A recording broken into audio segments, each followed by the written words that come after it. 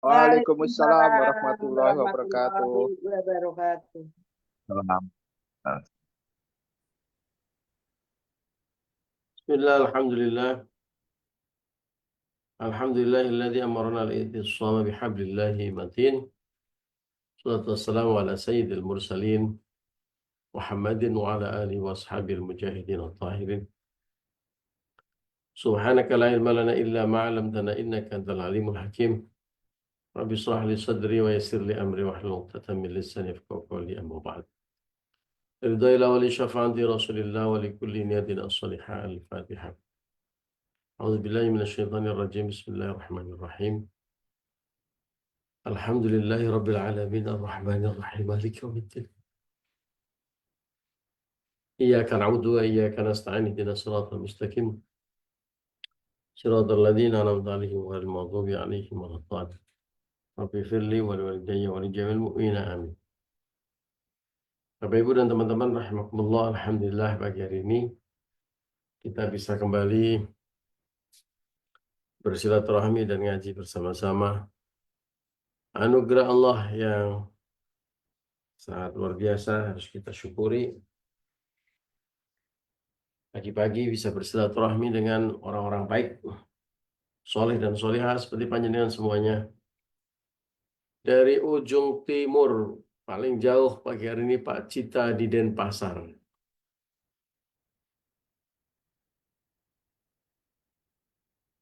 Oh ada Pak Warsono di Bontang ya. Bontang sama Denpasar lebih timur mana? Yang jelas yang satu di atas, satu di bawah. Dan Pak Cita di bawah. Timur Bontang, Ustadz. Lebih timur Bontang ya. Dan Pak Warsono di atas. Ya, ada lebih timur dan lebih atas. Sampai di paling barat ada ibu-ibu dari Padang, Pariaman, Bukit Tinggi. Aceh belum bergabung ya, udah mungkin masih belum subuh, jangan-jangan. Yang jelas, insya Allah silaturahmi dan ngaji membawa berkah dan fadilah untuk kita semuanya. Dimudahkan dan dibuat usia kita barokah, penuh dengan manfaat. Dimudahkan datanya rezeki min haitsu la yahtasib. Dan insya Allah dimudahkan jalan kita menuju surga. Allahumma amin ya rabbal alamin. Pagi hari ini kita melanjutkan ngaji hari Jumat minggu lalu. Kita baca kitab Nashaikhul Ibad. Jadi nanti kalau hari Jumat kita gonta-ganti satu makalah dari Nashaikhul Ibad. Nanti minggu depannya dari kumpulan doa-doa Al-Adhkar An-Nawawiyah. Ya. Hari ini jadwalnya kita lanjutkan yang minggu lalu sudah kita baca satu makalah dari kitab Nashaikhul Ibad. Karena minggu lalu tidak selesai kita bahas, kita diskusikan. Tepatnya ada di bab sulasi atau bab 33, makalah yang ke Tsaniyata Asyaratah, ke-12. Kita baca dari awal.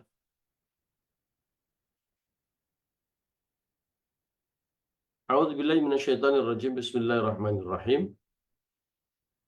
An ba'dil hukama, makalah ini dikatakan oleh para hukama, ay atibba'il qulub, atau para dokternya hati, orang-orang yang bisa menyembuhkan hati. Dokter hatinya itu adalah para ulama atau hukama.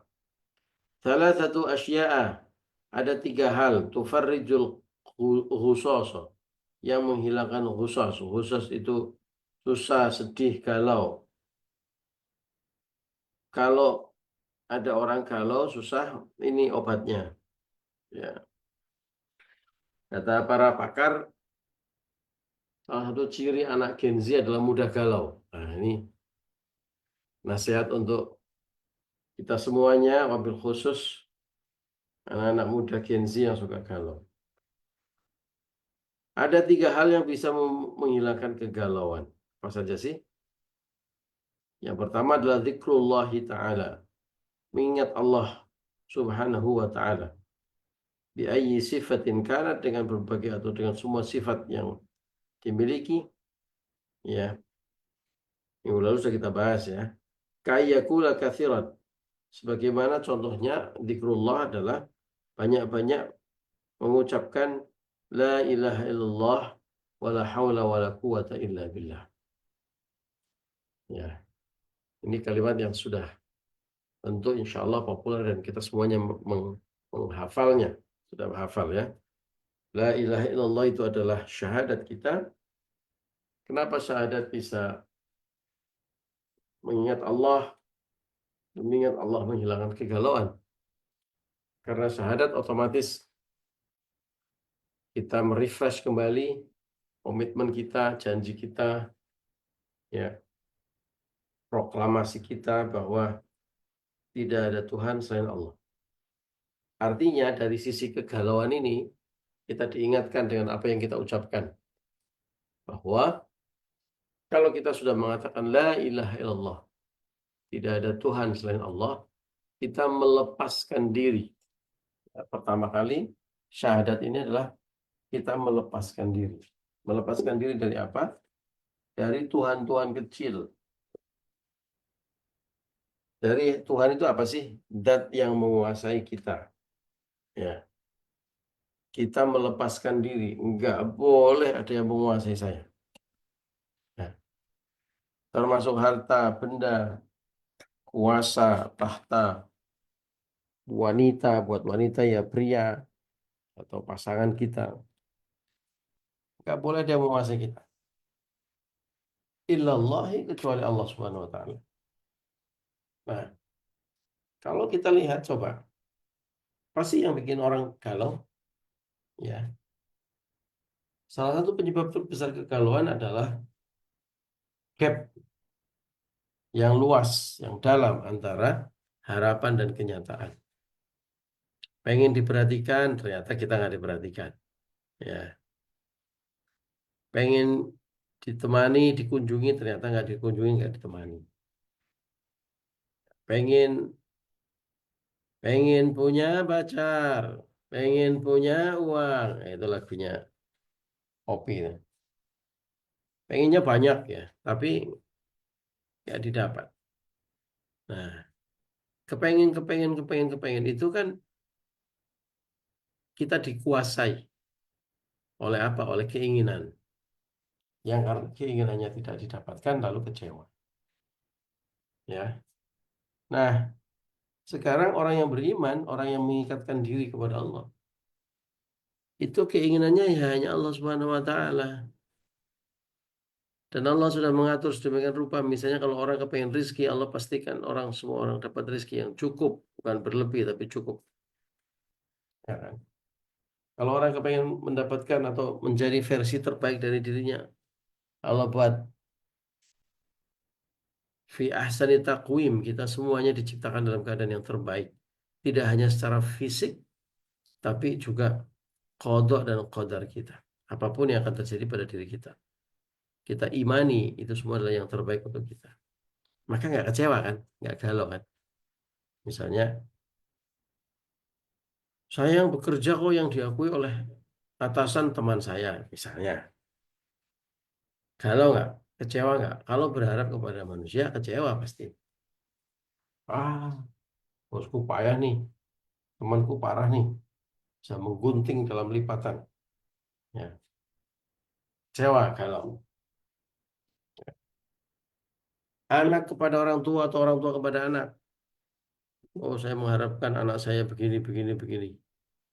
Nggak kejadian, kecewa. Demikian juga anak dengan orang tua. Orang tua gimana ini? Masa anak begini nggak diperhatikan, nggak didukung, bla bla bla bla bla. Kecewa, ya kan? Suami kepada istri atau istri kepada suaminya. Wah, istri saya itu parah, begini begini begini. Suami saya payah, gini gini gini. Nggak seperti Pak RT misalnya. Oh, yang jadi benchmark Pak RT. Pak RT-nya udah Faisal, berat gitu kan? Yang jadi benchmark. Waduh, coba kalau kayak suaminya itu, kayak istrinya itu, ya kecewa lagi kan?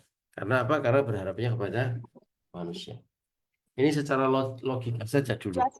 Ini belum pakai kita berpikirnya logika ketuhanan. Logika manusia bisa mikir-mikir. menimbang-nimbang. Ya, coba ditimbang-timbang, coba dipikir-pikir. Kenapa orang kecewa? Semuanya karena harapannya yang tinggi, ekspektasinya tinggi, keinginannya banyak, tapi gapnya juga dalam, kurangnya juga banyak. Nah, kalau kita ingat Allah, kalau kita beriman kepada Allah, keyakinan kita mengatakan semua yang diberikan Allah ini adalah yang terbaik, maka aku syukuri. Orang yang bersyukur akan bahagia, nggak akan kalah. Semua yang diberikan Allah ini pasti adalah yang terbaik dari saya. Maka termasuk kalau ada gap, orang itu tidak keloro-loro, tidak nemen sakit hatinya, dendamnya, kecewanya, karena pasti baliknya adalah oh Allah ini pasti memberikan yang terbaik. Begitu logika kemanusiaannya. Kita mau menjelaskan yang kedua dan ketiga. Ini asik yang pertama saja. Nah, Bapak Ibu, contoh yang lain dari zikrullah adalah bermunajat atau berdoa. Contoh berdoanya disebutkan di sini. Ya mughitha kulli malhuf. Nada. Ini contoh doa yang sangat indah. Karena ini hari Jumat, banyak berdoa ya. Ini soal contoh doa yang sangat indah. Ya mughitha kulli malhuf. Nada. Wahai zat penolong setiap orang yang merana, ya. Nadahu, di mana orang-orang menyeru kepadanya. Orang-orang yang merana ini menyeru kepadanya. Wa ya mujiba kulli mudhtar ta'ahu.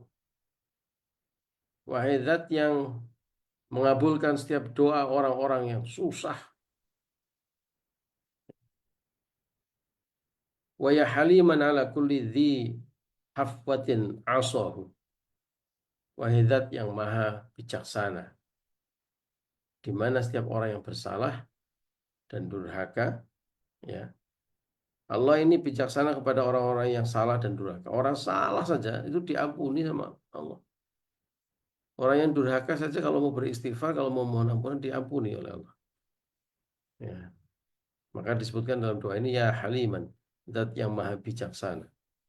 Wa ya qaiman bil kifayati liman atharuhu ala dunyahu.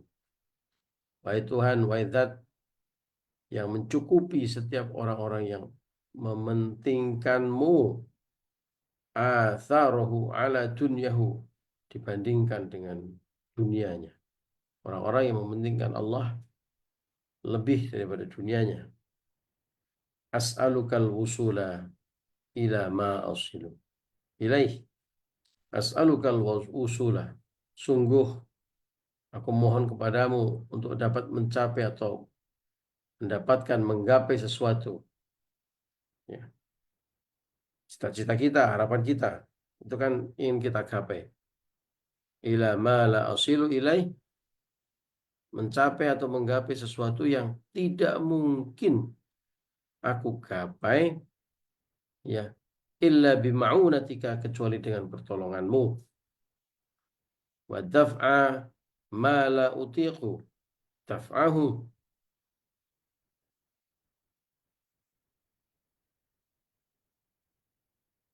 yang dapat menolak sesuatu yang tidak akan mampu aku tolak,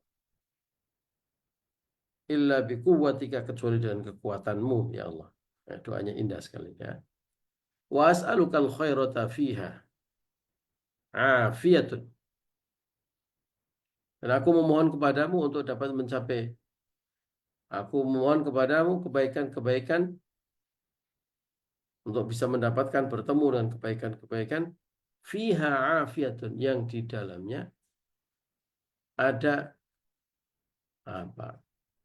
kebaikan, afiyah itu sejahtera, ya.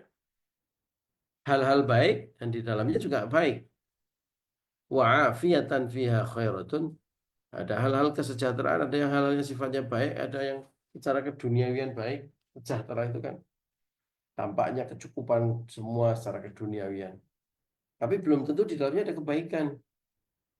Ya, punya mobil itu afiah, sehat itu afiah, tapi belum tentu khairatun di dalamnya ada kebaikan. Punya mobil untuk maksiat, ya badan sehat dipakai untuk durhaka kepada Allah. Nah, itu afiatun bila khairatin. Ya, di dalamnya tidak ada kebaikan. Sejahtera kelihatannya wah, tapi tidak berkah, tidak ada kebaikan di dalamnya. Nah, kita mohon kepada Allah, kita ketemu atau mendapatkan kesejahteraan ya cukup. Ya tidak perlu yang juga mewah-mewah amat. Ya kapal pesiar, nggak perlu. Ya cukup kalau kita kira-kira butuh transportasi, kita punya alat transportasi yang mudah. Kira-kira anak-anak itu perlu sekolah dan kuliah, ya bisa bayarin kuliah dan sekolah. Kira-kira ibu mau liwet, mau masak, ya ada yang dimasak. Maaf. Fiha khairatun, ya sejahtera, baik, mulia, tetapi di dalamnya juga harus ada kebaikan. Ya, masak, ya bisa termasak. Fiha khairatun, di dalamnya ada kebaikan. Yang dimasak, dimakan dengan penuh rasa syukur, ya badan kita jadi punya energi, sehat, semangat, dipakai untuk ibadah. Itu, itu berarti afiah fi fihi khair. Nah, sebaliknya kita juga berdoa khairatun fihi afiah. Kebaikan-kebaikan tapi juga yuk nyaman, sejahtera gitu. Jangan yang ini baik tapi berat sekali rasanya. Nah, mudah-mudahan kita berdoanya lengkap. Afiatun fihi khairah, khairatun fihi afiah. Birahmatika ya arhamar rahimin. Nah, ini contoh doa munajat yang sangat luar biasa. Nah, sekarang yang kedua yang menghilangkan menyirnakan kegalauan apa? Waliqa'u awliyaihi, berjumpa dengan walinya Allah. Siapa wali atau kekasih Allah? Minal ulama was salihin, dari golongan orang-orang yang punya ilmu atau alim. Ulama jamaknya orang alim itu orang yang menguasai ilmu. Was salihin, dan juga orang-orang salih. Nah, ini ketemu dua kategori. Kategori alim atau pintar dan kategori solih. Kadang-kadang, alhamdulillah, ada orang yang solih tapi kurang alim, ada yang alim kurang solih. Mudah-mudahan kita bisa berjumpa, sowan, liqa. Itu ketemu saja. Ketemu sama orang yang kekasihnya Allah, aulianya Allah, walinya Allah. Itu saja sudah menyerahkan kegalauan. Kenapa kira-kira? Pertama, logika ketuhanan. Mereka adalah para kekasih Allah. Warasatul anbiya, pewaris para nabi. Ya.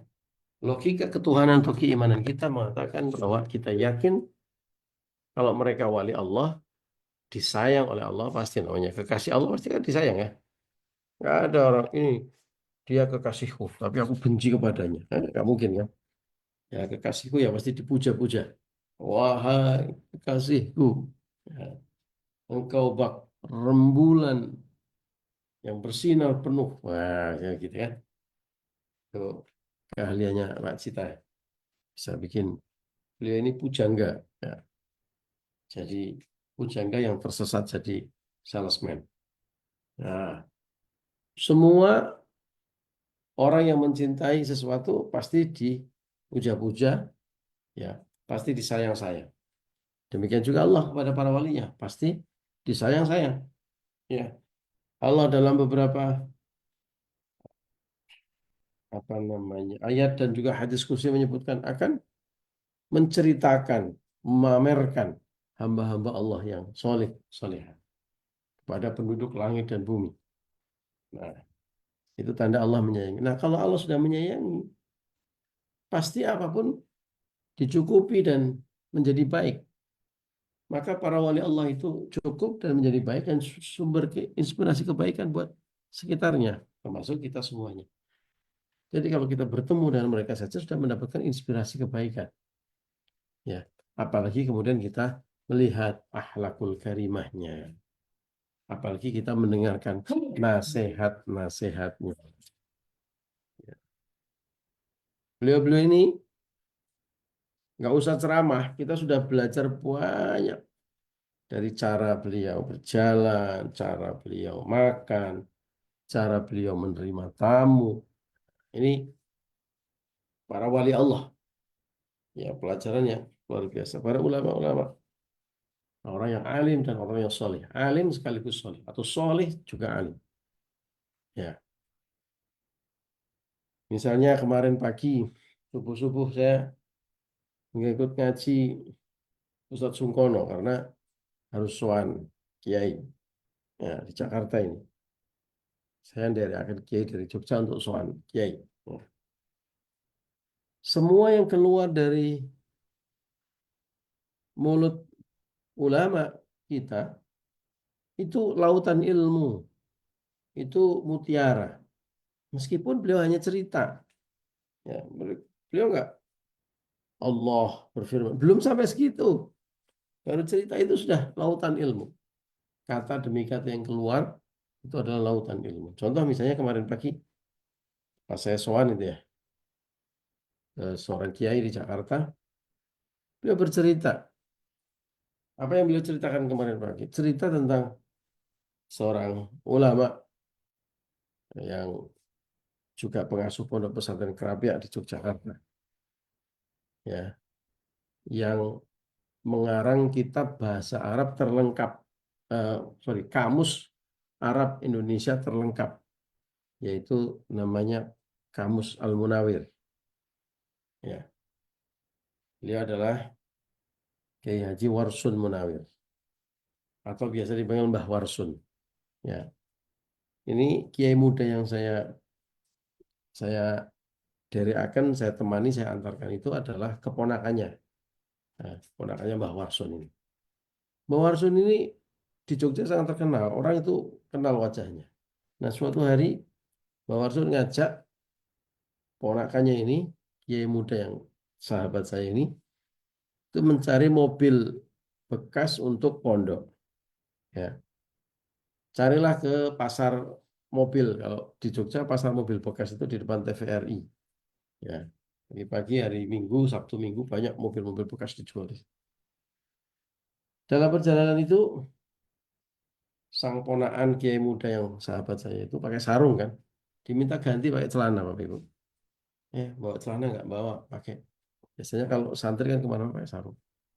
Terus begitu turun dari mobil, pecinya disuruh dilepas. Terus rasa nggak peci. Kan kaget ini. Biasanya kemana-mana itu pakai sarung, pakai peci gitu. Nah, beliau tanya, ini teman saya tanya nih sama Mbak Warsen ini. Mbah, kenapa sih kok harus dilepas? Nih, atribut santri, seragam santri harus dilepas. Nggak pakai sarung, nggak pakai peci. Apa kata beliau? Kalau saya pakai sarung dan peci, ini orang-orang akan mengenal saya sebagai Mbah Warsun. Kalau orang-orang mengenal saya dan mereka menjual mobilnya, saya tertarik, itu nanti mereka jadi kikuk, merasa tidak nyaman kalau pasang harga tinggi-tinggi. Maka pasti nanti harganya dimurahin. Ya, apalagi kalau dia pernah ngaji di Kerapiak, pernah jadi murid saya. Saya nggak mau gara-gara dia mengenal saya sebagai kiai, kemudian harga mobilnya dimurahin. Saya nggak mau mengganggu dan merepotkan orang yang sedang mencari nafkah, mencari rezeki. Bayangkan Bapak Ibu.